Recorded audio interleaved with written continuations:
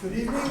It's October 3rd, 6 p.m. Having a quorum, just barely, but a quorum nonetheless. Call this meeting to order. Different name, kind of. Yeah. First item is any WWA hydrant hysteria award. I'd like to introduce Kristen King. She's the director for New England Waterworks Association now. And Dimitrios, I'm sorry. Vidalis. And Dimitrios is in charge of the committee that puts on the competitions. And they're here to award Bristol County Water once again, third year in a row. Kristen? Absolutely. No, thank you for having us. Again, thank you all for having us. We're very excited to award Dave and Nick for, again, like Pam just said, the third year in a row, the Hydrant Hysteria Trophy. The New England Water Works Association has been doing this competition for just the past 3 years. It's in accordance with the American Water Works Association National Hydrant Hysteria Competition, which is where teams compete to put a hydrant together in the fastest time possible. And Dave and Nick have just dominated the regional competition for several years now and have been able to join us at the national competition. So again, we thank you for your support in sending them to the national competition as well. And we're looking forward to the next competition, which will take place in April at our annual spring joint conference again in Worcester. And Dimitri is the chair of our innovations committee, which started this competition from scratch 3 years ago. They've worked extremely hard. We have a lot of sponsors from across the region, and I'll let him say a few words. So the history behind the Hydrant Hysteria competition is Innovations is in charge of getting people involved and being innovative, and we have a couple other competitions we do. So we wanted to increase involvement of operators in the association because the vast majority of the members are professionals, engineers, etc. So we need the operators to be more involved and take part in the association, and they've done an excellent job in representing the Bristol County Water Authority and getting more operators from other sections involved in the competition and encourage everyone else to participate and do more things with the association. We greatly appreciate it. The competition is, it's like everybody knows, they've done great and locally within the New England region and are very competitive and usually in the top 5 nationally as well. So everybody looks out for them when they go to nationals too. So without further ado, I'd like to present Dave and Nick with this small token.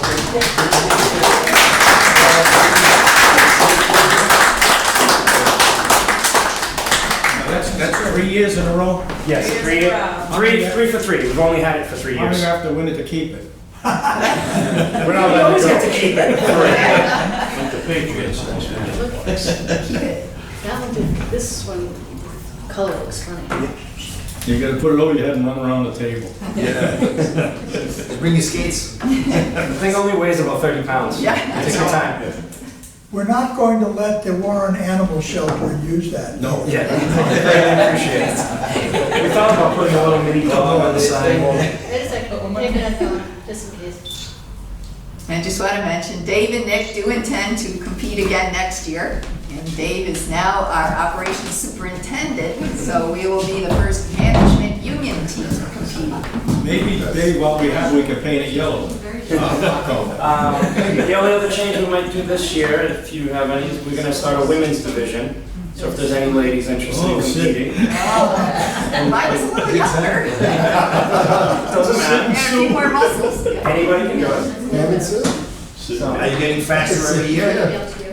It's a different hydrant, so it's relative. We changed the type of hydrant. So the thing that's fascinating about them being able to be competitive every year is it's a different type of hydrant, different parts, different assembly process. That's excellent. Each year. And they're still staying on top of their game with everything else. The tools, all the parts are provided and the tools are provided, or they bring their own? We provided practice hydrant for them to practice with here with your own tools. At the competition, we provide the hydrants and the tools. Gotcha. Okay. And same at national level, they provide the hydrant and the tools. Almost on the national committee. So it's like the Indianapolis 500. It depends on the driver. The cars are all the same. Yeah. Gotcha. We try to make it as fair and even a playing field as possible. Did they tell you that they're not even our first team? And they may have said otherwise. That's good. But it's So fun you- to watch the competition because there'll be 2 or 3 groups competing at the same Yeah, time. we do usually 9 teams, we'll have 3 hydrants set up, and there'll be 3 teams going at the same time. And then we pick the fastest 3 out of your 2 trials, and you get to go for finals. And then the fastest 1 team out of those 3 wins. And, So you get one shot to get to the finals, and then the finals. You get 2 shots to get to the finals, Okay. and then the finals is a one and done. Okay. The fastest of the 3 after penalties. And you get penalties for various things like throwing tools down, not tightening everything well, it not functioning after you put it together, it not being straight, it's got to be perfectly perpendicular to the front. So there's a lot of little things that I do as well that they do a great job. I don't recall them having many penalties on their best runs, if any. They've had a couple of clean runs with no penalties, so. Yeah, it's a fun time. Come out, check it out, watch it. And if they win again, we are looking to send the winning team to the national competition in Orlando this year. Next June. In June. June. Yeah. So I next hope June. you come. Just in Orlando, actually. Not if. Win. What? Win 18 wins in Worcester. So thank you again for your time, and thank you for setting them. We appreciate your support. Thank you. Thank you very much. Thank you. Thanks. Thank you. Appreciate it. Congratulations. Pension actuary report. Dan and John. I emailed it, please.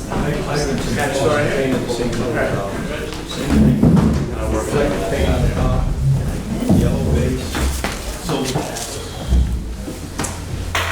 All right. I think everybody in your packets have the reports. Two of There's 2. Yeah, it's a mile long. Ladies and gentlemen, thank you again for having me. Familiar faces, a couple missing. So it's a pleasure to be back. Again, Dan Jock, enrolled actuary, member of the American Academy of Actuaries, which is the credential that keeps me honest with regards to government and private large company financial statements. So we performed evaluation another year. We just had a meeting with employees at 4:30, describing the benefits to them as I've described to you before. For folks that put in an honest career, somewhere between 40 and 50% of the pre-retirement income is payable to them as a pension for life. So if you were making $50,000 a year as an employee, and you put in 25, 30 years when you retire, instead of $50,000, you have $25,000 a year, $2,000, maybe up to $2,500 per month for life. So it's a very nice benefit, it's a pension benefit.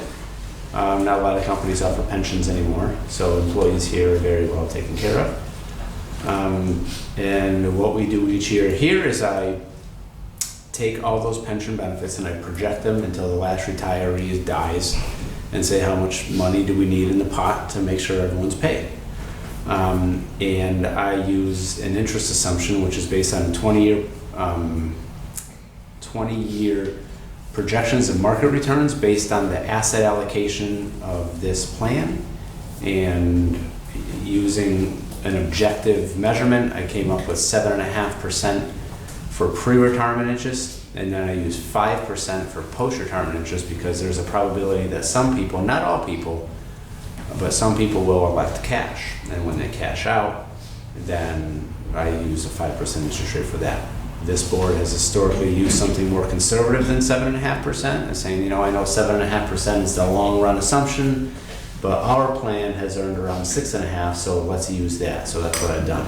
I have the actuarially determined contribution, and then I have an alternative minimum or an alternative contribution, something like that, that I've calculated upon your request. And so last year, for example, I recommended a number, and I think you put in 75,000 more than that.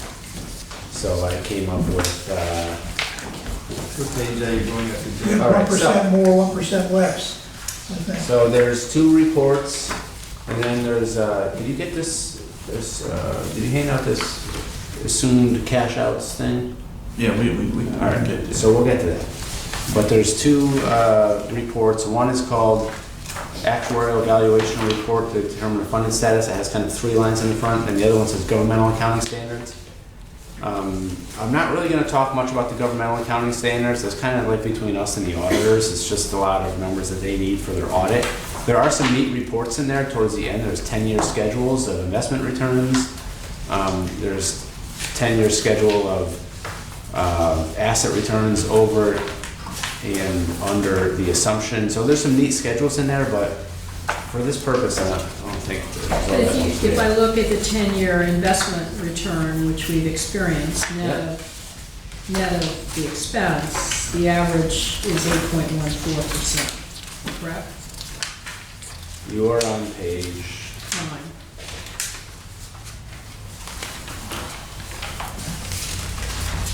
on page 9 of the governmental accounting standards. Right. Yeah, so going back 10 years, you average that to be 8. 8.14. All right, so we're doing well. Now, but that's, you're probably,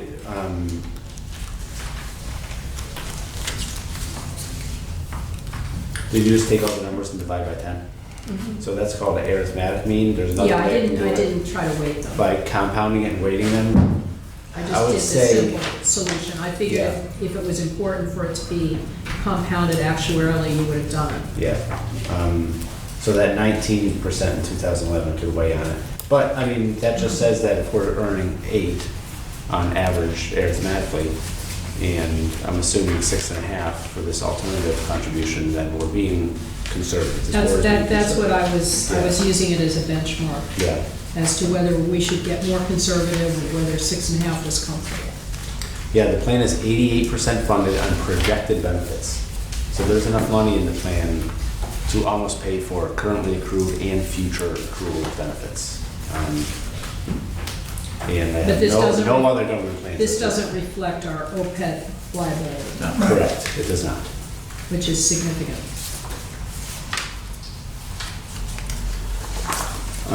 With regard to the annual contribution, I'm gonna go to the valuation report, and I'm gonna go to page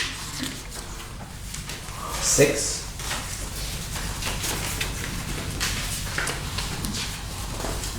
On line H, I came up with $250,000.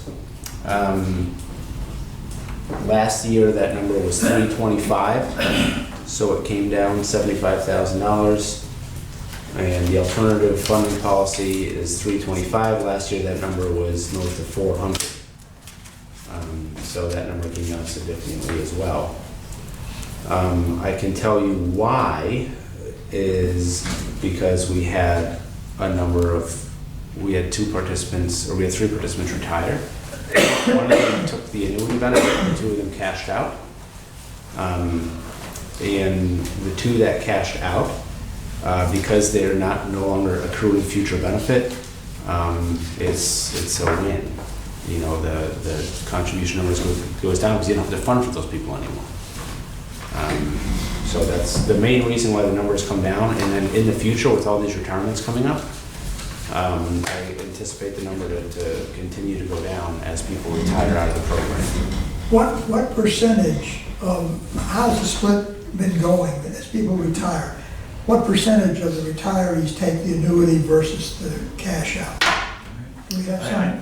I would say right now, it's been, the past 3 or 4 years, it's been about 50-50. Back when I started, everybody was taking the lump sum. And I think there was the scare of the Central Falls deal of receivership that put some risk, in something like that. But I think Dan said we're extremely well funded compared to some of the municipalities, and I think we're right up there with probably some of the top government things that Dan works on. So we're not in a position like that of going into receivership, because just like when we bond, we can adjust our, either lending us money or the pension, we can increase rates to get the money that we need to fund. So we don't really face that same type of issue. The more poorly funded plans are typically municipal plans, fire, police, non-uniform, because it's tax money. And they're calling on property taxes to fund it, and if you don't pay for the pension, you pay for something else, so competing priorities come along. And I'm sure, you folks have competing priorities too.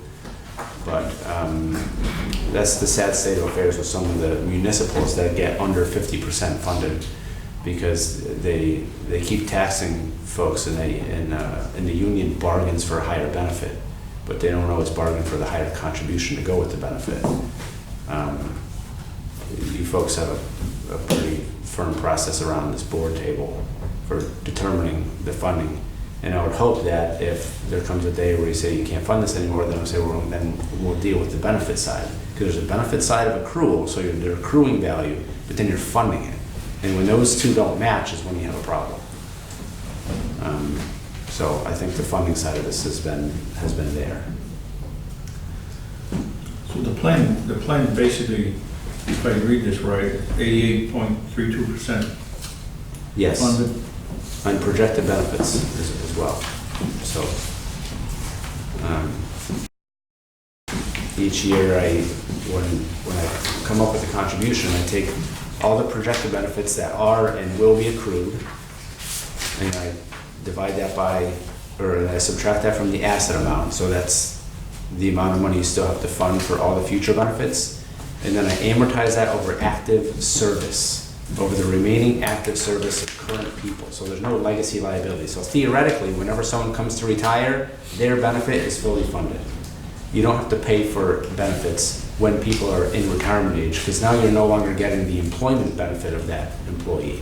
You're no longer getting, an hour per day rather than, but you're funding something that they did for you in the past. You never want to be in that situation. You want to fund for benefits as they accrue through the active service of their benefit accrual. You understand what I'm saying? Is that making sense? That's the methodology. It's throughout active service it's funded. So that if everyone retired right now, that 88 would go to 100 and you'd be done. If everyone retired right now, that's theoretically what we're doing here, is that we're only funding for future benefits. And at this point, we've got only 12 people left in the plan. There's a number of people coming up for retirement, so let me talk about that. $1 million walked out the door in the last fiscal year. And that didn't really hurt us because those benefits were funded for. In the next 2 years, Mark gave me a schedule, and I'm seeing another $2 million forward going out. And that's if everybody cashes out. Like you said, not everyone cashes out. But if everyone cashes out, which is what I'm considering to be the worst case scenario, $2.4 million walks out with the 2.4 million, but also 2.4 million of liability leaves with them as well. So there's money to back up their retirement benefits. So if they go, there is a small, I calculated about, of the 2.4, if they all go and if they all take cash, then 2.4 in assets will go out, but only 2.2 in liability will go out. So there's a little bit of a loss to the water authority there because interest rates are historically low right now. And when you calculate a lump sum benefit, it's based on the interest rates that are out and about at the time. And sometimes rates are higher than 5%, sometimes rates are lower than 5%, but they've never been lower than they are right now. So that will show us a little bit of a loss in the next 2 years, but it's not a terribly damaging loss. It's unfortunate, but it's not going to crush the plan.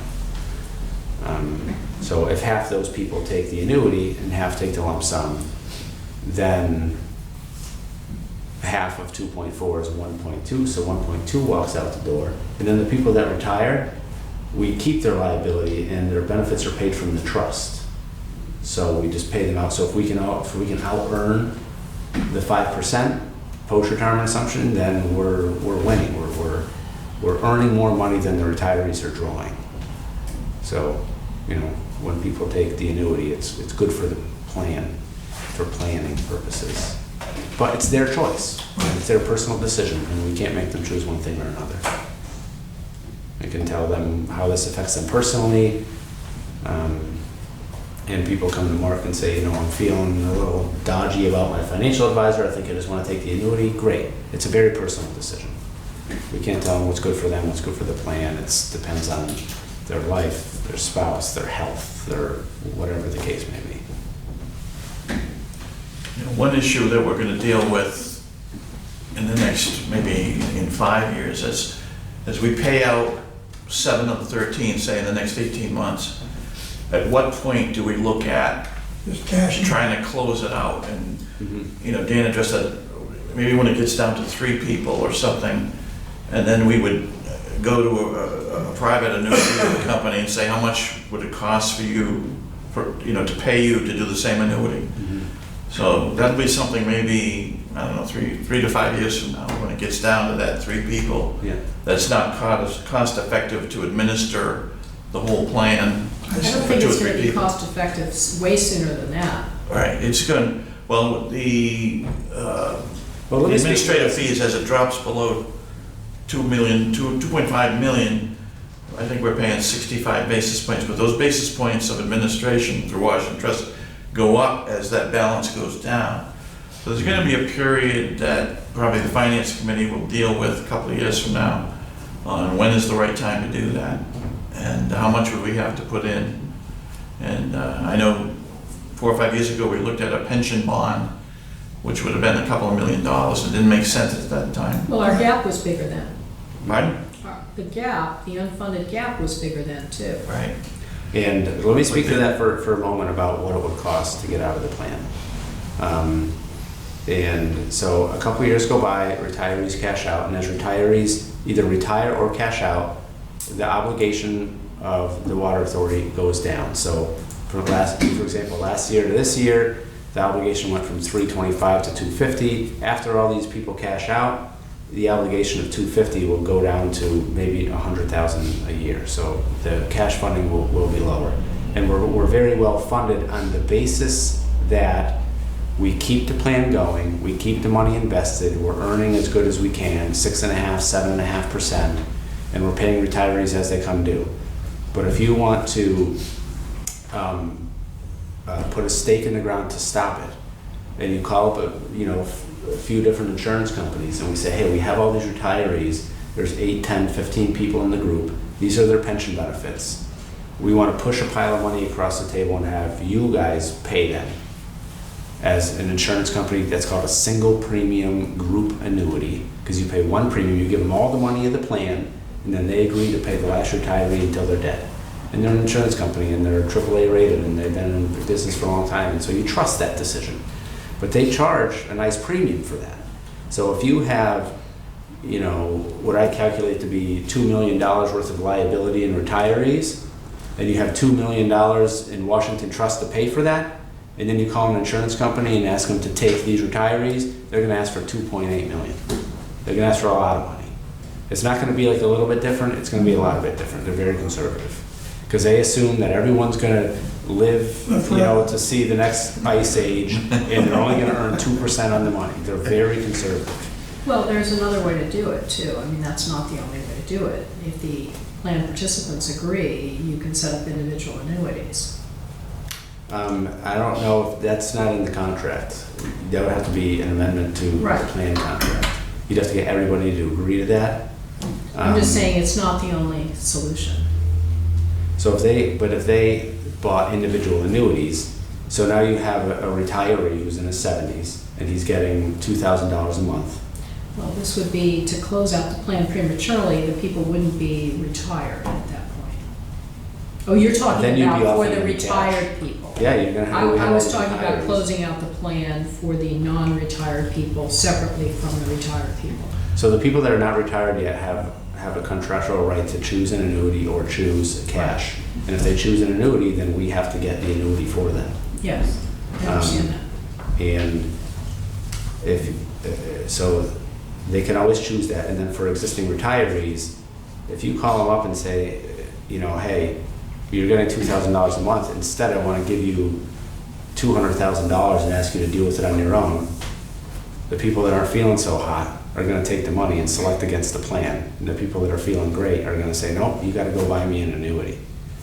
And I don't even know if that's legal, honestly. I know it's not legal in private plans, but in public plans, there might be a way out of it, but And the other you can't issue- approach retirees and Usually cash them stricter. out. The other issue we had, that if we did close out and someone, and we did pay out, and they weren't 59 and a half or whatever, Mhm. a payout prior to that could be subject to penalties or whatever, If or they- tax consequences to, Yeah, if they roll it to an individual retirement account, Right. then that's okay. But if you give them a check and they forget to put it in an individual retirement account, or they say, you know, woohoo, I just hit the lottery and you go spend it, then they're gonna get crushed in taxes. because I think we looked at it legally, we had someone look at it at the time, and they said there had never been one Public one that. public one that had closed out, and that they wanted $75,000 to do a review on how to do it. Yep. So it's you know, like Dan said, it may cost you more in the end than to just let it ride out. But there's gonna come a point when there's a few Yeah, retirees right. left that it makes sense to just bite the bullet and, because if you're purchasing, you know, 3 or 5 retirees, then the differential, say it's $150,000, then you eat that and you go ahead with it. But if it's 15 and 20 people and the differential was $800,000, then you're like, you know, that's a little much to get out of this thing. So you look at it year by year. I mean, when people come to retirement age, like, it's good for us if they cash out, because then that's less retirement liability in the plan, but you can't make them do that, and it's a very personal decision. Understand. Yeah. Any questions, any other questions?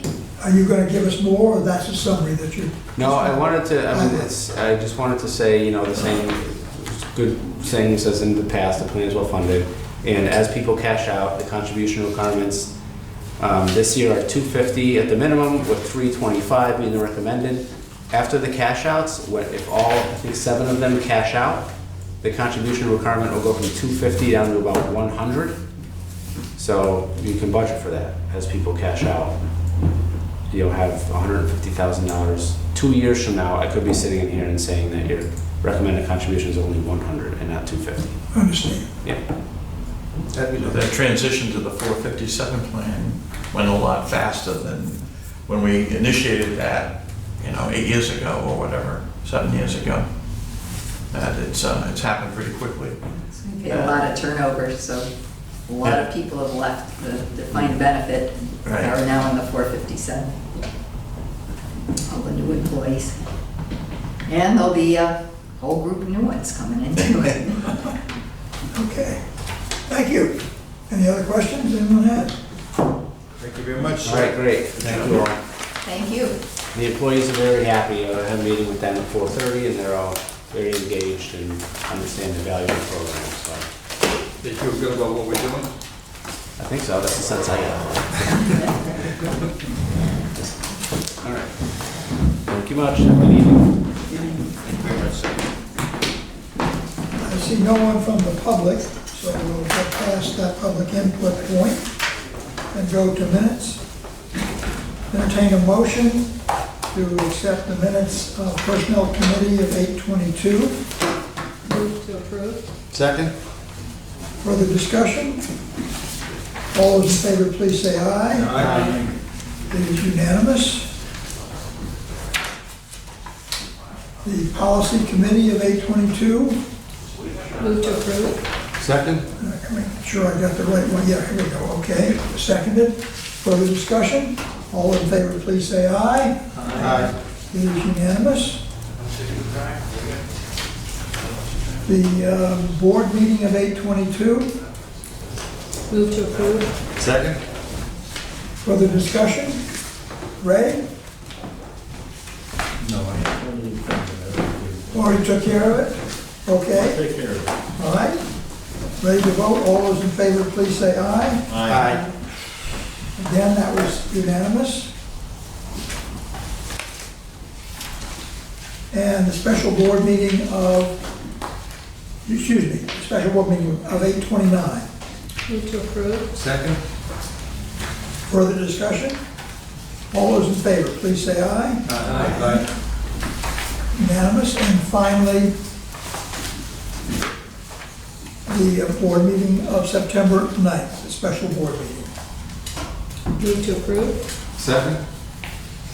Further discussion? All those in favor, please say aye. Aye. Again, unanimous. Thank you, ladies and gentlemen. Executive Director's report. Okay, as you know, we're on East Providence Water. We have started construction both on the East Providence side and the Port of Providence. Today, they did run the camera from the from the Port of Providence side to about 2,600 feet, so just past the middle. Tomorrow, they'll run the camera from the East Providence side and pick up the rest of the pipeline. There's a couple pictures here. They did find our 2 leaks, much clearer pictures with this camera. It's a track-mounted camera with the main shut down. They can control it much better, and we've gotten some really good shots. We'll be looking at some of the welds too as we go along. Mike Crawford was out there and with Dave, and they were saying that some of the welds weren't looking that great. So I want to take a closer look at that too. Interesting. What is this? These are the holes in the steel pipeline. Same ones that we had from the inspection when we had the main still in service. One of those But was there's what, 2 holes. 16, They're on welds. one of them was 1,680 feet or something like that? They're about 1,900 Oh, feet. 1,900, okay. Are they From close where- to each other? And they're on the same pipe at each end of this. There's a 40-foot length of pipe that's welded on either end, and the small holes on one side and the larger holes on the other piece. Is this one of the holes? That's one of the holes. How big is that actually? There's no. There's no measurement there, reference-wise. It's Is it a not, thin hole it's or not is as it- big as it looks here. Well, Because the yeah, camera because got the up bullet hole. close, yeah, it got very up close with Is it. it 2 inches or is it a foot? It's more on the size of an inch, I would guess. And you see it's gotten rounded. It's mainly just from, it was originally started with a weld. It would have been longitudinal, and as the water pressure is extremely high at that point, forcing the amount of water out, you figure you've got a couple hundred gallons a minute going through each of these holes. Remind me again why this was set in bedrock as opposed to the engineering recommendation that it be laid along the ground? Because the state was funding half of it, and they would not allow it to be put on the bottom of the bay because it might disturb the fish. So they required that it be directionally drilled through bedrock. And so, would we have any reason to ask them to fund the repair, given that we placed it in a location that has caused us to spend much more money than should be needed to repair it? You can always ask. I highly doubt we're gonna get anything. Well, I doubt we're gonna get it too, but the fact is our ratepayers are paying the price for a decision that was contrary to the engineering advice we were given. That's correct. It was gonna be put into a trench just like the East Providence. East Providence line was put in. And that was in 2007, is when the Army Corps of Engineers came and dredged the entire area and blasted some of the rock in the area. So it didn't make a lot of sense. No, it makes no sense at all. Well, that's the state of Rhode Island, you know. Yeah, but I As I don't. said, it was a political decision, it wasn't an The engineering problem decision. that I have is, you're right, it is the state of Rhode Island, and it's the normal way they do business, and I don't think that we should just let them do that without objecting to it. It may be futile, but I think we should put in a claim. I think your point's well taken, because at least it will demonstrate to our ratepayers All right. that this is an item on the basis of factual consideration. And I It's think, appropriate to ask. a press release saying that this is the cost of the repair, that the pipeline was put in a method that was required by the state contrary to the engineering recommendations.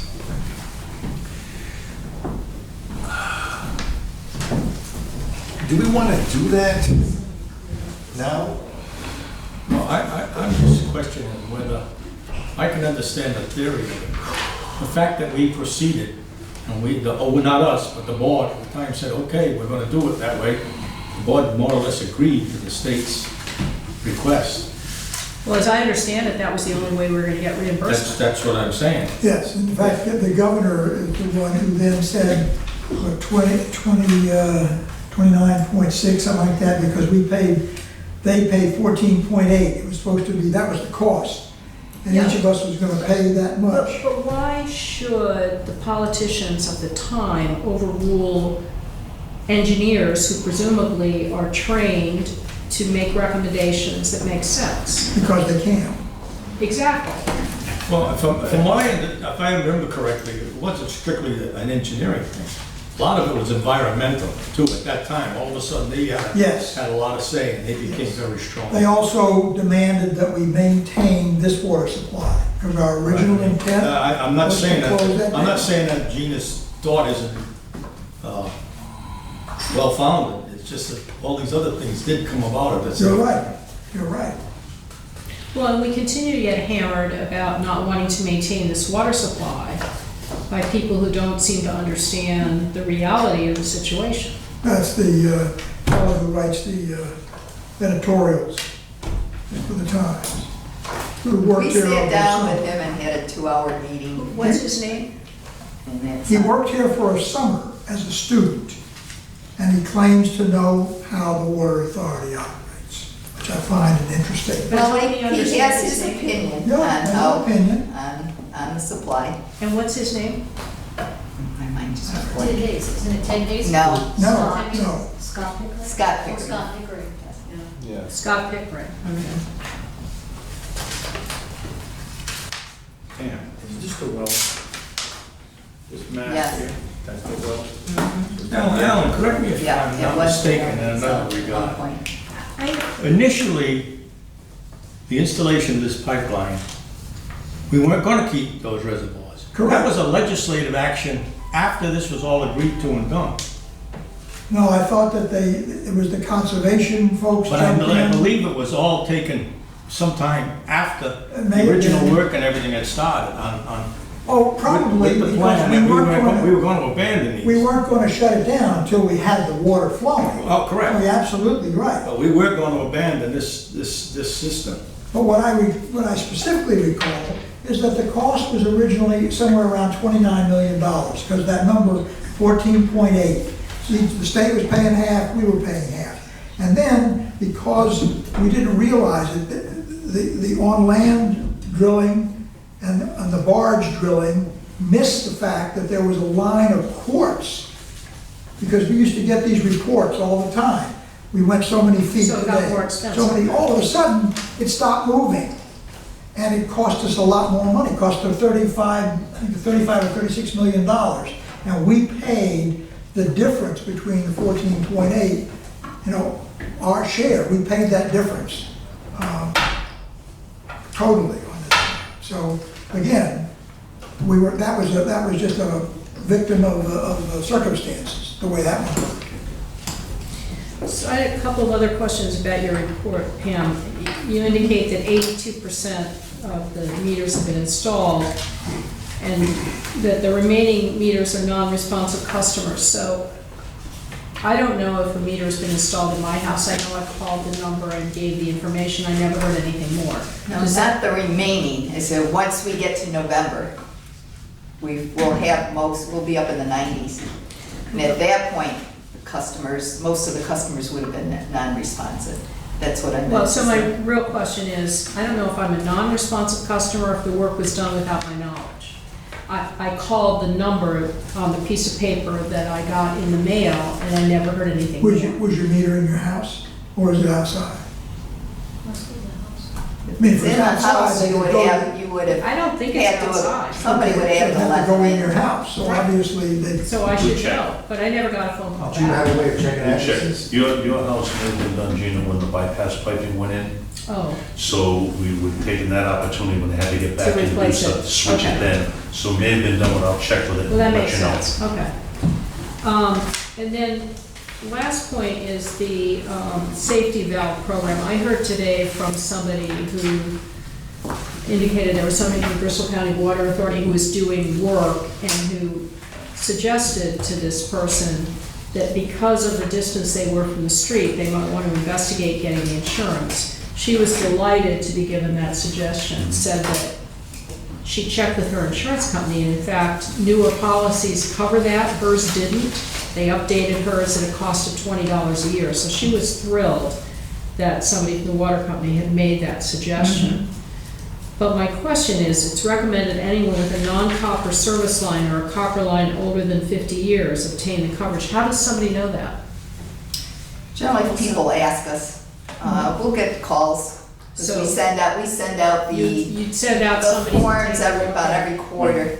And if somebody calls and asks, should they, would we recommend it? And I say generally, if your service is older than 50 or it's not copper, generally it's a good investment. We just received a notice from another insurance company, not the one that we selected, we supported. Another insurance company just sent me one to do this, so. But the men in the field will recommend, when they change the meter, and if it looks conditionally questionable, they might make that recommendation that you look in your best interest to look into this. Right. Because it is particularly if you have weak service for a couple of years of payment, if you collect on it. it's- Right, more than pays for it. Right, and if you have to bring a contractor in, you're in the thousands and thousands. And we went out to bid for this service. It's not something we collect anything from, but we wanted to Right. make sure that a number of items were covered under the insurance policy, which most of the companies don't do. And I said, and especially in this, the company we contracted with, they will replace the service if there's a problem with it. They don't just fix it. And that was sent out, when that happened, and that was on our letterhead. Right, I remember that. So I think with your suggestion, perhaps we should resend that at some point? or- Well, they do send it out quarterly. Yeah, that's The what I the thought. company does, yeah. Okay, Yeah, just got one. all right. Any other questions? Just Sue, if you wanted to do a quick update on the projects.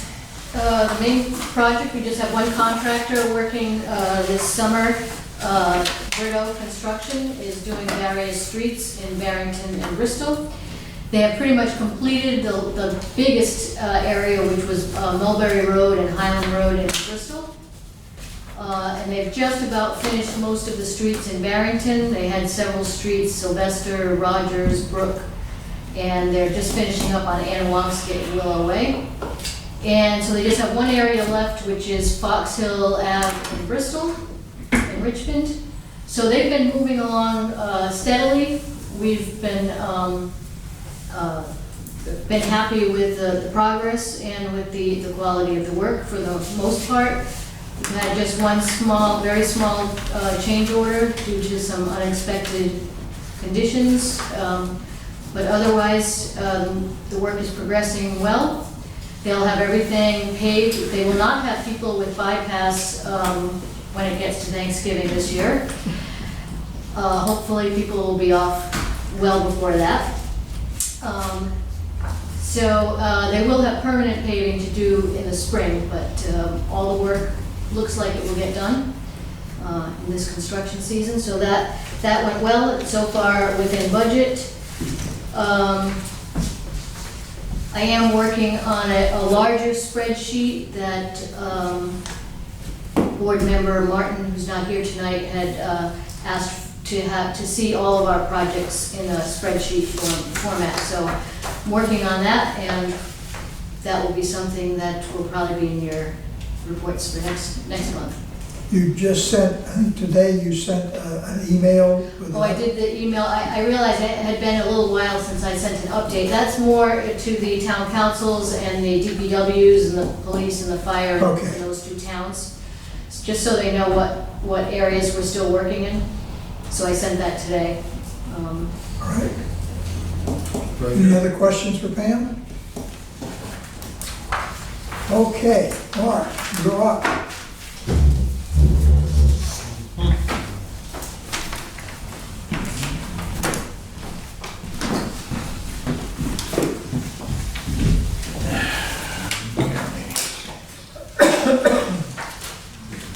The August financial reports were in your packets, Yes. and just in a nutshell, it is starting to show on the accruals and everything that the lower use is having an impact on both revenue and the amount of water that we're selling. So people abided by the conservation, and this would be 6 months into this fiscal year through August. So it's kind of just about where we thought it would be. It's not a dramatic difference, but I think it was prudent that we did the 4.5% increase last year. And I think just even with that, I think we're down 4%. So, I mean, without it, we would have been down a lot more. The usage, I think people abided by the restrictions, and still at this time of year, the restrictions aren't as burdensome as they would have been during the summer. So I think leaving the system going in the summer proved that we, we'll be billing out the August, September Right. billings in the next quarterly billing. So it should stay up there, and we'll see what the fall brings. And if the pipeline goes through fine, we average that 3.5 million gallons a day during this time of year. We should be just about on track, for the remainder of the fiscal year.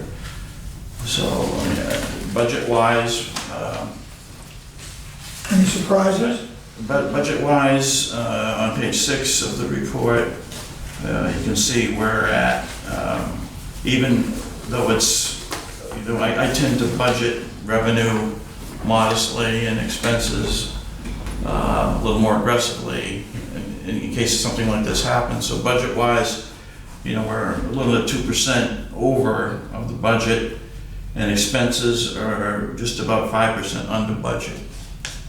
And on actual, on page 5, for the 6 months, income is down 2.5% versus last year, and expenses are 0.1% above last year. So we're expense-wise, we're moving on just about at the pace of last year. And we're saving. There's a few things we're saving some money on.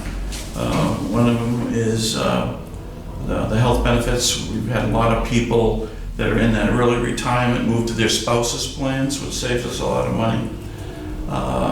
And it's dramatic when someone does that, and we mandate that they do that. Right. If it's available. But otherwise, we're,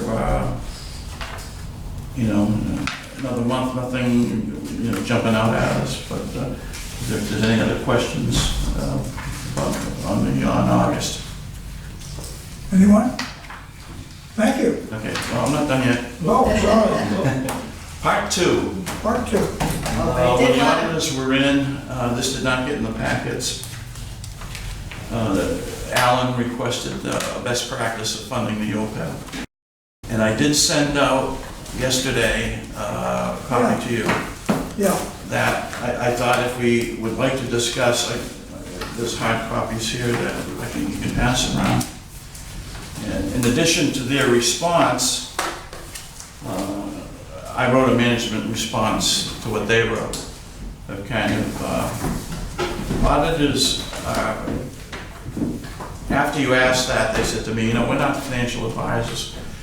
We're auditors, we don't really give an opinion. The best practice, as I wrote, obviously is to 100% fund it. And I wrote some reasons why we're doing things a little different, in that the liability of the OPEB plan that's on the books assumes that we would take the money out every year from the trust to pay right now it's about $80,000 a year, that we would remove, as in the pension plan, we pull out of the trust to make the pension payments. We're not taking money out of the OPEB trust every year to pay for the OPEB. We're paying that as an expense item. Okay, So, they agreed with me. They, off the record, they said that what you're doing is kind of above and beyond what a lot of places are doing. But I figured out, we have about $800,000 in there. I think our liabilities are 3.3 million or something like that on the books. But that takes into effect someone who's 25 years old, 40 years from now, what it's going to cost for the OPEB. And they basically said, all we can really do as CPAs is restate the government's recommendation. As they say, pension plans and OPEBs are recommended to be funding 100%. But my response was that I don't think putting $3 million at this point in an OPEB trust is in the best interest or the best use of our cash at this time. And Pam and I sat down and we discussed and said, if we put in $100,000 or $125,000 a year rather than the $450,000 that they're recommending, and we don't pull out of the trust to make the OPEB payments for the next 10 years, earning 6%, I said, we'll have $3 million in 10 years in that OPEB trust. Mark, the point I really don't understand at all is why we have the OPEB at all. Because when you discontinued the defined benefit pension plan, but you kept the OPEB in place, the logic of that totally escapes me. Well, OPEB is totally different than I the pension. understand that it's totally different. But, it's in the union contract, it's with anything we do. Now, we did, when we changed the pension to the 457, and we said, we're gonna migrate into this, it's gonna take some time. But, we're down to, it'll be, in a year or two, there'll be 5 or 6 people left in the pension plan. well, we can do the same kind of thing with the OPEB. That's what I'm suggesting we should Well, we do. did. Well, And We it's, made moves with the New OPEB. employees are not covered by Right. OPEB in the union contract. the last union We- contract stated. We kept it for management for the next, to be able to attract a good group of people to replace our upper management staff in the next year to 2 years. But, and after that, I think the board was gonna take another look at it. But as of now, no new employees in the union will be collecting OPEBs. as of when? A As year of ago, a year ago. July of 18. But management was still, if Management you hired is, a new management person today. yes, they would be. And the board looked at that, we looked at that issue and agreed that for the next 2 years, we would keep OPEB for management to be able to attract some of the top management personnel. And I would argue that we'd be far better off paying them more upfront and not having that liability 20 years from now. Well, maybe what we can do is get a study, whether it's the actuary that does this or someone in the personnel field that does this, can tell us what the trade-off would be. In other words, your comment is, in order to make sense of it, to be able to vote one way or the other, we would need to see cost-benefit analysis. Do you agree? It's all theoretical. Oh, okay, but The other approach is to do a little bit of focus group interviewing with people of the caliber that you would propose hiring, let's say, a year or 2 from now, and just say to them, if we gave you a choice of an OPEB benefit, let's say this is a 35-year-old, an OPEB benefit of X versus an extra so many dollars in salaries, which would you prefer? That's gonna give you, to me, a better answer than a theoretical study that's gonna cost us $20,000 to $50,000. how do you determine what that X is that you would offer? Well, you can do a mathematical No, exercise, Mark could do that for you. I'm That's an advocate of the actuary, KISS theory, but- keep it simple. I understand. All right. understand. I agree with you. All right, keep it simple. When you start giving a new hire options, I'm not saying a new But- hire, I'm saying a person. Do a focus group of 2 or 3 people with the kind of expertise that you would think you might be hiring in the next 2 years. Right. And say, we're trying to decide what's the best package to offer. We'd like your input. I'm not saying give somebody a choice if you're hiring them. See, one of the things we But it did, depends how much too. one of the things we did, if you remember, maybe 6, 7 years ago, that new hires pay 1% OPEB fee. Now that has been with everybody that's been hired, except anybody hired after July of 18. They're not.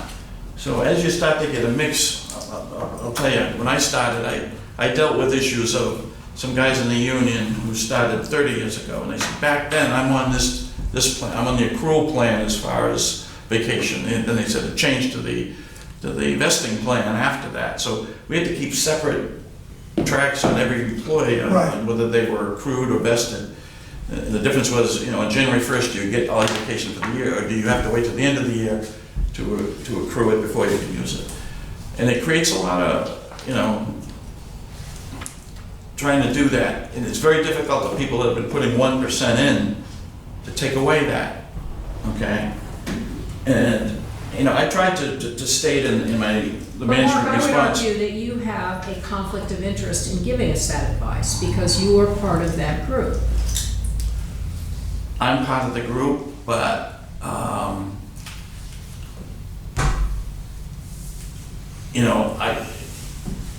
everybody here knows it's there. I mean, when I was hired, I expected the OPEB to be there when I got hired. Yeah, I'm not talking about that. I'm saying if you, let's say that the three of you got hit by a bus and are wiped out tomorrow, we as a board would need to replace you. And I am not accepting as gospel the fact that a prospective employee would rather have an OPEB benefit for which they're paying 1% versus X dollars more in salary today. Well, I agree with you. It I'll tell depends you. on what that X dollars is. Let me tell you, And the this- 25-year-olds we hire now can't even have a concept of that. Right. Understand that. Because it's 40 But you're years not going to away. be hiring a 25-year-old into senior management, I suspect. Right, if we're looking to replace Pam and myself, we're gonna be looking at people maybe in the 45-year-old, 50-year-old that have some experience, that they're more in tune to these issues than the 25-year-old. But, the one thing we do, There is no cost to interviewing 3 people and asking them, would they rather have an OPEB benefit of, you can define what it is today, or pick a number, $2,000 a year and more starting salary, $5,000 and more, you do the math. right. I think you're gonna find people who just as soon have the money. At what point would you be doing that? When you're getting ready to hire these people? I'm No, suggesting just now. we do Just a do mini a survey. focus group, which is gonna cost us nothing but Oh, I either see. Mark's or So what do somebody's we do with the time. people that are there now? Nothing. Nothing. You're Nothing. saying They that just you- wanna phase out anyway, then why bother? It isn't phasing out for management. Right. No, it's gonna The continue. concept- Wait 2 years. For 2 years, for 2 years is what we had discussed, and then the board Then the board can do decide. what they want to go, where they want to go from there. I think the intent- But I think because we had all our top personnel retiring, we I want to mean, make sure we can have looking something right now, attractive. people are in demand out there, to replace all of us. I think we want to be able to offer our replacements, the best deal we can to get the best person. Yeah, but If you wouldn't made, it- if you, go ahead. Just one question. When we would formulate to advertise the position, what we're looking for, the experience, credentials needed, salary range, okay? Where would OPEB come up? If you have It's someone who works for the generally, it's probably not something that generally would come up in the general course of Not an in the interview beginning. or, Okay. uh, If you have somebody that worked for the. I would know, but I It comes ask- up as part of the job offer. It Right. would be your combination of salary and benefits. Okay. And we do that, we do, only Pam has a contract, but we do a letter of understanding of when we make an offer, that here's what your salary would be, here's all your benefits that you would be entitled to. Would you be able to help us determine what the OPEB benefits would be if Pam left in January 1st, 2021, and we're looking to replace her starting interviewing, maybe get somebody in 60 days before, 90 days before, and the person comes from a background where they have OPEB, retired, they're gonna get that. All of a sudden now, we wanna know what it's gonna cost us, should we bring this person on board? Right. How do we know what how do we anticipate? I would, it's a very difficult thing, just like the pension actuary, we have an actuary that we use for the OPEB. Can I suggest that we bring this to Do it the personnel offline. committee? Yeah. Yeah. I Come mean, to the personnel you committee, talk you to need us. specifics, you'd have to say to the actuary, okay, Pam's replacement's 45 years old, making this much. Okay, I think we could come up with something, but I think that what we're all saying is, this concept that is proposed is not a bad concept, but we needs to have true meat before it could even be, we can even conduct a survey. Sure. So let's take this to the personnel committee. I'll talk to you in the meantime. You know, maybe we can get someone to come in and talk with us who's in that business, who can give us a feel along with your input. Right. And that way we can then put something together that we can bring to the board. I just don't wanna be scared by the letters OPEB, not knowing financially what it means to us. Exactly. Because we would certainly want this not to be something that is costing us more money in the long run. Can I just ask another question? Sure. Maybe it's too simple. If it's something we're talking about phasing out, we agreed to give it to management for 2 years. If we hire new management people, why can't we just give them X number of dollars and say you don't qualify for the open? What's the X number of dollars Yeah. more than what you would offer? Okay. That's what the number One of the that issues we need there, to I'll find. tell you, it's a risky thing to do. I would never tell them that I they don't would never qualify give for it. If it was me, and say, Let's okay, I'm have gonna give you this 3,000 now, you know, a bird in the hand is worth, what, 10, 20 years from now. Let's have a You give them discussion that, in the yeah. personnel Yeah, committee but you on this. give them that and they leave after 5 years. They got the benefit of the extra salary without, Okay. you know what I'm saying? That makes sense. So we need to discuss this in depth. It looks Yes. cheap to me. All right, so we'll put that into the personnel committee Okay. and we'll work on it from that If you point. read through, if everybody read the management response that I wrote. I did, Why did you? I did, Okay. and it makes sense. Yeah, I'm good, I'm going home now. No, you're not. Are we good? Everybody all right? Anything else? I must tell you, I didn't expect, or it's not quite what I expected from the auditor, because that was like CWA in spades. And, you know, why bother? They should have just sent me a note that said, upon reflection, we've decided professionally that we don't do this. Right. Well, to tell you the truth, when you asked it that night, I went out with them. They said, you realize, we're not gonna tell you what it is. And then by the time they wrote back, they did their research and they said, this is what we give everybody. You know, and I said, of course, it was the obvious. The best thing to do is do it. 100%. So it's, The reason for asking the question was that I'm assuming that any auditor deals with lots of company structures. right. And they would be able to say on the basis of their experience, we deal with 20 different, businesses They like did, they this. did a peer evaluation. And here's what most of them do, and here's what a few of them do. Right. So at least they're not telling us what we to do, Right. They but did- they're saying, here's what's going on. And We we're were the aware. highest funded OPEB on peers. Right, Kent County, who's our closest peer, right, is 1% funded in OPEB. We're 16%. That's a big difference. yes. Portsmouth Water is 0. They have nothing. So they feel, they can't say what's best practice or whatever. They said, you guys are ahead of the curve as far as the action you've taken over the last 5 years, or funds, starting to fund it, set it up. So we're clearly headed in the right direction. And I think the points that are brought up tonight says, let's keep going in the right direction, let's do the smart thing for us and for the employees and the ratepayers. Our biggest key is not to draw off the trust to pay OPEB Understand that, understand. and let that flourish and build Yeah. itself up. Yeah. Okay, thank you. Claims Committee, Nothing to report. nothing to report.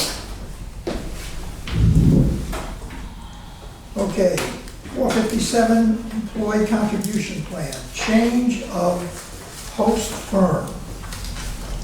Yes, we've discussed before that we only had one plan open to us, 457, because it was less than $1 million. And it took us a few years to make it to $1 million. Okay, This is the funds that are, that the employees and the BCWA contribute to. People like me who have a pension, I can make my own contributions set by law.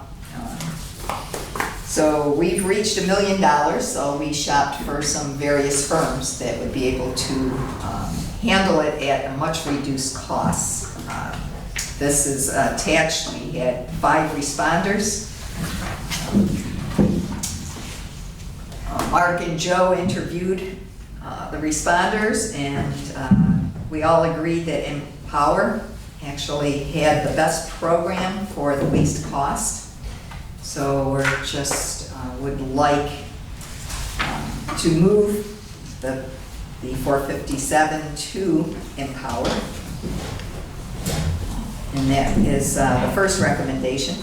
And the second is the fact that we would like to, now the administrative fees, if they're handled by the BCWA, are much less expensive. So we would like to move the administration fees to the BCWA, and they're $13,520 this year. And as you noticed, our pension plan is going down dramatically to what we need. So we just budget that, you're saying? So we would just add that in the budget. All right, so you want 2 separate motions? Yes, No, please. we don't need a motion to move the plan to Empower. We need a vote of the participants because there's no fiduciary liability on the board about which plan we go to. Okay, We need the approval of moving the administrative cost to BCWA, the second part of that. I think it's worthwhile though, just to have the board Yeah. approve it, both Yeah, resolutions. you can bless it. Yes. Joe, if you would. okay, so 2 separate motions or 1 motion to take care of this? You can do 2 separate. Okay, 2 separate. So we entertain a motion to endorse, is that fair to say? Endorse the recommendation of management to change to Empower Retirement to manage the plan. I'll make that motion. Is there a second? Second. Further discussion? All those in favor, please say aye. Aye. It's unanimous. Second motion is, again, to recommend, now this one is not recommended, this is an actual vote. This Well, I would mean, be a this is vote a- because it costs the authority. There's an expense involved. So this is a motion to transfer the administrative costs, parentheses, currently less than $15,000, close parentheses, into the budget.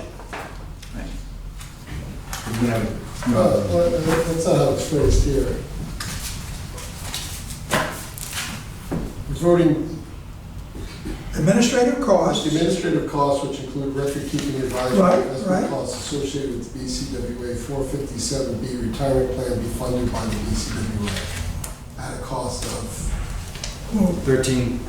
Oh, that's this year's That's this cost. year. That'll be variable. I just said that's currently less than 15. So, but it's the administration be funded in our budget, isn't that correct? And when you say paid for by BCWA. Is this a this year decision, or is this an in perpetuity decision? And it's an in perpetuity decision. And it's a change from our current practice where that is picked up by the Plan plan. administrator, right. So we're just transferring this to the budget. Well, I It it helps right now, the cost come out of the. No, I understand. Yeah, okay. Yeah, we, I Just think saying, we all so understand that. So if these costs went to $100,000, we're signing up for it, whatever the We can cost. change, we can change That was anytime we my, want. that was my question. Yes. Are we approving making this change with the plan for the next year? Well, we're making it as a change to the plan. It can be looked at as a budgetary item every The year. finance committee would So look at But in general, it's a If the change. cost doubled, the finance committee could Sure. opt out. I Is that correct? I think that that's a better way to put it, because you're moving the cost to the budget, so then the approval mechanism would Would be be in. budget. Right. In the budget. You could have the finance committee take a look at it. So I think the motion needs to say that this is to be considered annually during our budget. That's why I said budget. I But it's not used the saying- term budget, and so that's automatically annually. I It does not think, say the cost for 2020, so it's tied in with a specific time frame. Yeah, I'm issue- comfortable as long as it's defined that way. I just- That's what I think should, the motion should include the motion. The problem with agreeing to that every year is that the prototype plan that we sign will be, it'll define how these expenses are. So if you say we'll put a limit of 15,000, how do we pay the rest of it? I said parenthetically Right. 15. That was just as, for the record, to show that it was currently less than 15,000. It's a small amount, that's all. I can leave it out.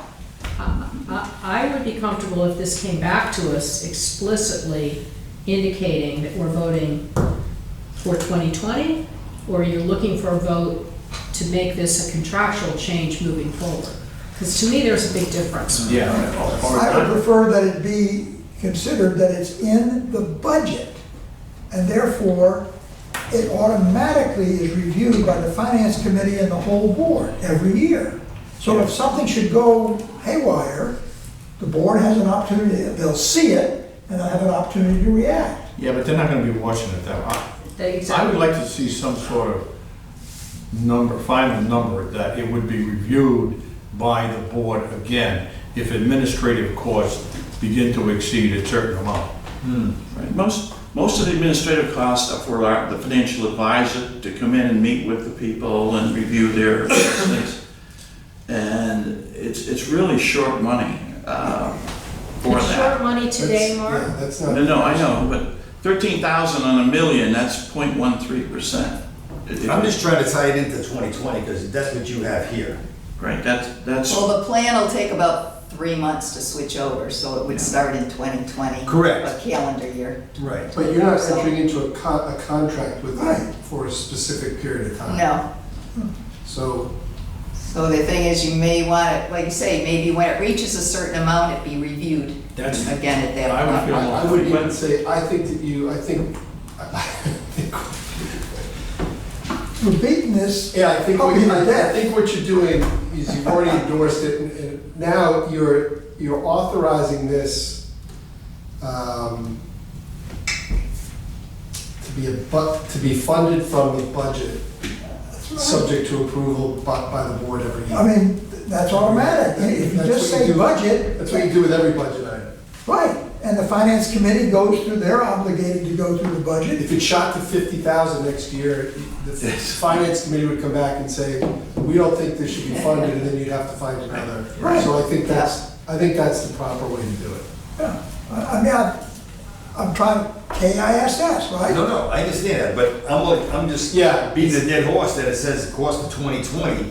It's like Pam and Mark are asking us to vote on letting them spend $13,520 For for 2020. 2020.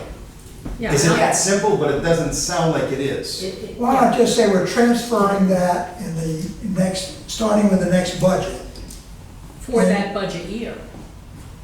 Well, starting with the next budget, we're transferring these funds. Well, we're starting this in January, Oh, actually, so okay. we need this couple of months it'd ahead be of very time. minimal for the remainder Yeah. of the year. Very minimal. Folks, let's not make a mountain out of this molehill. What do we need that's gonna satisfy enough yes votes to get past this? I would put that, I will in the budget put a line item of what, No, I'm talking about the motion. How about this? So so you can look at that second shaded part. A motion to approve that administrative costs, which include record-keeping, advisory, and investment costs associated with the BCWA 457B retirement plan, be funded through the BCWA's budget. Fine. Someone say yes? Yes. Second? Second. Any further discussion? Those in favor, please say aye. Aye. Aye. Thank you. It is unanimous. Thank you, Joe. Yeah, now that automatically gives you every year. Right. Correct. You have to see it. Engineering task order for the lower Kickamuck. We haven't got rid of that dam yet. We still got the upper. While you were in Portland, Johnny, But, this came across the wire. as was mentioned by the board at our last meeting, when we had the discussion on the dam removal, it might be well worthwhile to start looking to do some preliminary studies on removing the lower dam as well. And actually, the sooner we could do the lower in conjunction with the upper, it would definitely save us some money for some protections that we would have to provide when we remove the upper dam. But, so it was suggested that we do a very preliminary look at some of the soils and issues involved with removing the lower dam. So we asked PAR to give us a proposal. This is where the fish ladder is, right? At the lower dam. At the lower dam, yep. Fish ladder. Move to approve the expenditure of up to $15,000 for this project. Second. Further discussion? All those in favor, please say aye. Aye. Thank you.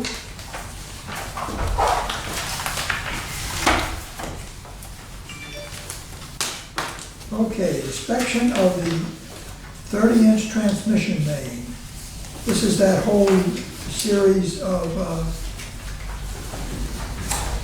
Yes, this is the expensive one, for but, 3 years, for a variety of, well, we had approved a bid Yeah. last meeting Right. for a 3-year contract for this firm to do inspections for us. right, So we asked for a proposal.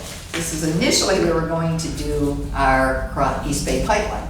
And, since that's now getting a new slip line in it, we're looking to do the next section of pipe, which is from the connection in East Providence down to the Nayet Road pump station with pipe diver, which is it's an electromagnetic instrument which actually will give you anomalies in the pipe depths. So if there's any corrosion spots, that will pick them up.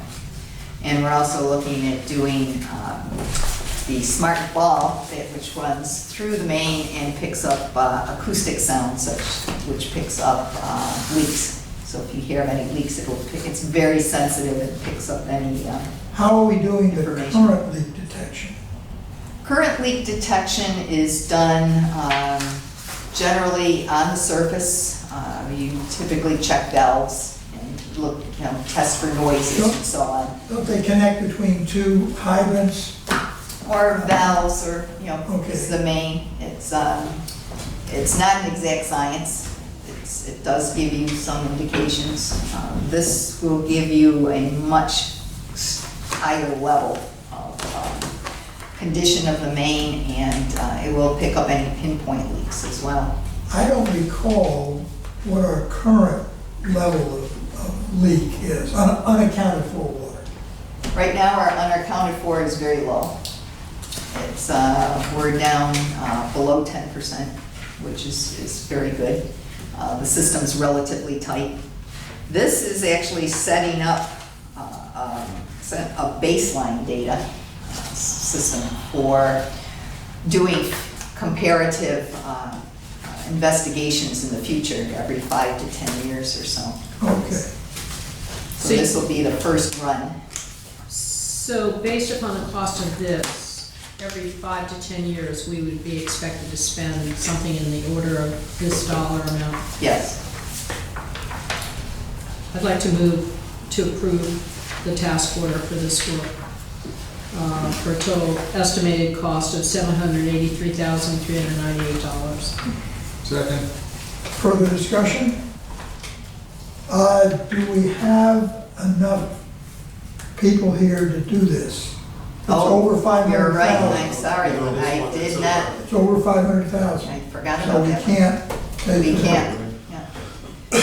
We'll have to We wait can move this to till. the 24th. So let me ask a question about that. Sure. Did we anticipate that we were gonna have enough people tonight and somebody just didn't show up? Or did we know in advance that we weren't gonna have enough people? I think we We forgot about Tom. forgot about Tom, but one, Juan said he was, was called sick at home. sick just before the meeting, Oh. so we would have had 6. George is away as well? George is away and Bob is away, Okay. so those 2 I knew about. is it possible to take care of an amount, is there some, let me say this again. Is there some amount less than $500,000 that will let the project begin? Could then allocate we the study, Do that, Joe? which is broken down in the, The two parts of it, then? it actually breaks down the amounts for the different portions, which I don't seem to have in my. If we break it down into 2 smaller parts and we'll vote tonight, that's circumventing. Yeah, you can't do that. But you can vote for something that's less than $500,000. On one discrete. And that's what I'm asking staff, is there a chunk of this that it makes sense Sure. to approve tonight? Packet with all the pipe diver and. Is it a vital item, Dan? The sooner we can start the study, the better, Well, earlier you we could can get it do- done in you the could do spring. the So if we first could five- do the First 5 miles, based upon what I see here on page 5. Actually, the study would, because we're not actually going to do the work till next year. Well, then You want to wait then Well, till, then. we I'd like could to do- get maybe the study approved. Oh, there it is. give me the number and Gina will make the motion. If you go to the second page, they broke down the deliverables. So what we'd be looking at is maybe up to $50,000. It's all the pre-inspection planning. So line item 1 on page Page 6. 6. Okay, I'd like to move that we approve the cost of up to $50,000 for pre-inspection planning, and that we address the rest of this proposal at our next board meeting. I don't disagree with that, I'm just trying to find it. Page 6 of 8. Here, I don't think he needs that one either. Oh, I didn't get one. All right, so your motion was for how much, 91? 50,000, up to Up to $50,000. 50,000. Okay, so you got that, Sid? It's moved, seconded, further discussion? All those in favor, please say aye. Aye. Praise God, thank you. Now, at least we're moving forward with this. Okay, bid for the elevator. The elevator bid. I'd like to move that we table this because it's an outrageous expense. I think we need to look at alternatives, and I'm wondering if perhaps we chose the wrong architect. I think at this point, you might want to just reject all the bids. Yeah. I'd like to move that we reject all the bids. Second. Further discussion? I think it should be noted in the minutes that the bids came in at much higher, whatever the percentage is. More than twice our anticipated cost. Yes, because that's, the contract, a bid contract allows you to reject all bids if Right. it's in excess of the allotted funds. Right, So so that's that's, a better way the to. purpose is in there. Okay, all those in favor, please say aye. Aye. It is unanimous. How much is the amount we allotted, Pam? 420. Yeah, big difference. For that amount, it would have been worth it for the service for the building, but I can't see spending, No. next, $750,000, it makes no sense. Okay, We'll definitely look at other alternatives. Okay. number 13, RFP for survey. Move to approve the 2 firms recommended. Oh, there, 2 firms for survey. That was on a separate sheet. Oh, Garfalo and Bryant Associates. okay. Is there a second? Second. Further discussion? All those in favor, please say aye. Aye. It is passed unanimously. We're going into, let's see. Engineering Where'd services. he go? Joe went out. But engineering services is the next one. Engineering And services. we did manage to get through them all. So we do have a list of recommendations. I move to For the approve the various list of categories. recommended engineering services firms as presented. Second. Further discussion? No, just a question, Pam. Yes. How many firms in total actually applied for it? 7. 7 different ones? 7 different ones. I have no problem. All right, we're ready to vote on the selected firms for the engineering services. All those in favor, please say aye. Aye. It is unanimous. Okay, we need to know what we're gonna do, what we might potentially do when we come back. Where's Joe went out for the moment? Let's take a breather till he comes back in, because I want to find out what business we might have after. Oh, here he is. What business, we're ready to go into executive session. What business are we likely to have afterward? You will review 16, 17, there is no board correspondence. So there'll be no business. Yeah. Yes. I think Prop Point, that's already been on, nothing. Yeah. They tell me. Oh, So no. so we don't need a No. vote. No further I business. have these. So we're going to go into executive session. When we come out of executive session, we will vote to seal the minutes and then adjourn our regular meeting. Yes. All right, so now I need a vote, Need a motion? a motion to go into executive session. And this will be for all these reasons that are outlined, items 1, 2, 3, and 4 in the minutes. Those in favor, please raise your hand. I said it, okay, It is unanimous, and we're entering that at 7:30.